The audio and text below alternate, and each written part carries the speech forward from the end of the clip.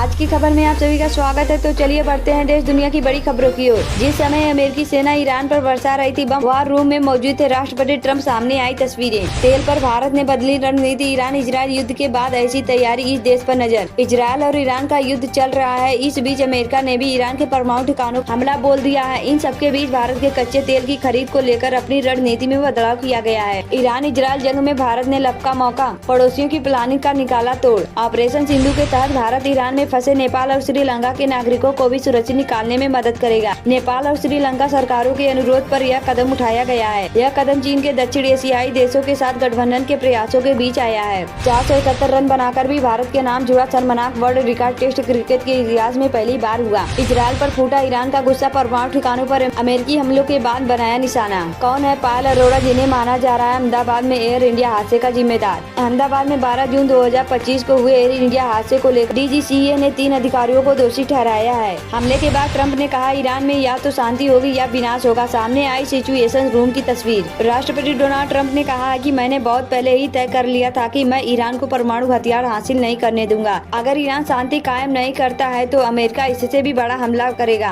कानपुर में पैर बांधकर शरीर पर लपेटा बिजली का तार, फिर लगाया करंट, बहन को तड़पा कर मारा। क्यों हैवान बना भाई। बिहार में चुनाव लड़िएगा क्या, मोदी के मंच पर नीतीश ने चिराग से पूछा। अरुण भारतीय ने डिटेल में बताया। चिराग पासवान के बीच खुशनुमा और मजाकिया अंदाज में बात हुई। नीतीश कुमार ने पूछा कि सच में बिहार विधानसभा का चुनाव लड़िएगा क्या, यदि हाँ तो कहां से। फर्जी GST बिलों से भरी फाइलें और सोने की ईंटों से घर, CBI ने दबोचा सरकारी कुर्सी पर बैठा एक और घोटालेबाज। ग्रेटर नोएडा को लेकर CM योगी ने जो सपना देखा था वह जल्द ही पूरा हो जाएगा। 26 जून को शाम 5 बजे मुख्यमंत्री योगी आदित्यनाथ के dream project international film city का शिलान्यास होगा, जिसके बाद वर्ल्ड क्लास फिल्म सिटी आकार लेना शुरू कर देगी। फैक्ट रिपोर्ट से खुली पाकिस्तान की पोल। भारत ने जब्त की थी पाकिस्तान की मिसाइल विकास में उपयोग होने वाली मशीनरी। जब आप सो रहे थे तो अमेरिका ने ईरान में न्यूज चलाई, तबाही देख लीजिए उसका ब्रह्मास्त्र। तीसरा विश्व युद्ध शुरू हो गया है, यह कैसे पता चलेगा, क्या इसका भी होता है आधिकारिक ऐलान। दुनिया के हालात जिस तेजी से बिगड़ते जा रहे हैं उसे देखकर बहुत से लोग ये सवाल पूछ रहे हैं कि क्या तीसरा विश्व युद्ध शुरू हो गया है, क्या इसकी कोई आधिकारिक घोषणा होती है। आज इन 53 जिलों में होगी भारी बारिश। अब तक 11% अधिक हुई बरसात, जाने अपने जिले का हाल। CM रेखा गुप्ता ने कहा कि मेरा जीवन का एक एक क्षण और मेरे शरीर का एक एक कण इस राज्य के विकास के लिए लगे हैं। फील्ड मार्शल मुनीर ने वाशिंगटन में पाक PM को बता दिया कुत्ता।